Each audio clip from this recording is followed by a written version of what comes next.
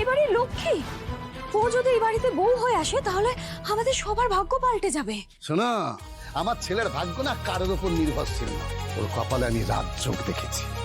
আমি জানি কোনো না কোনো রাজরানীর সঙ্গে বিয়ে হবে।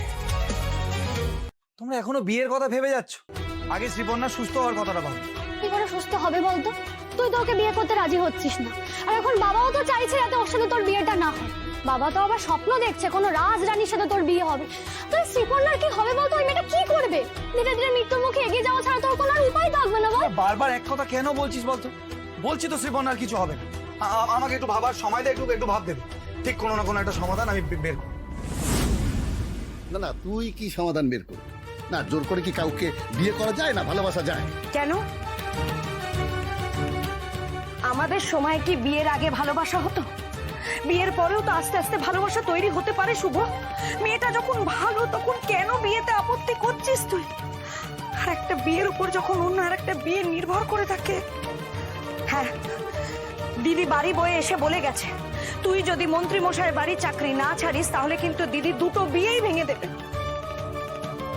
তখন বৃষ্টিটার কি হবে বলতো? পাড়ার লোক তো সবাই আমাদের নামে ছি ছি করবে। তোমার ছেলে বোধহয় সেটাই চাইছে মা, আমাদের মান সম্মান সবকিছু ধুলোয় মিশে যাক। ওর চিন্তা তো শুধুমাত্র মন্ত্রী মশাইকে নিয়ে। ওনার আর শাওনের সম্মান বাঁচানোর জন্য ও সাংবাদিকদের সঙ্গে লড়াই পর্যন্ত করতে রাজি। কিন্তু একটা অসহায় মেয়েকে বিয়ে করে তার প্রাণ বাঁচাতেও পারবে না। হ্যাঁ শুভ, বলো। মন্ত্রী মশাই ফোন ধরেছে। হ্যালো, কথা শুনতে পাচ্ছো শুভ?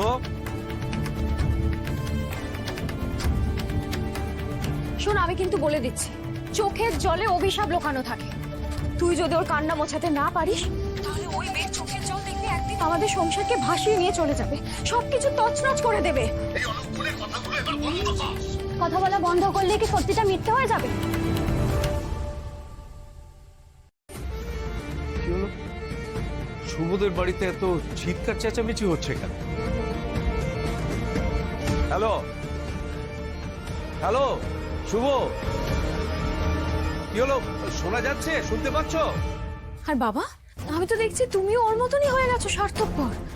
একটা মেয়ের প্রাণ সংশয় হচ্ছে আর সেখানে তোমার ওর পছন্দ অপছন্দটাই বড় হলো, ওর মর্জিটাই বড় হলো।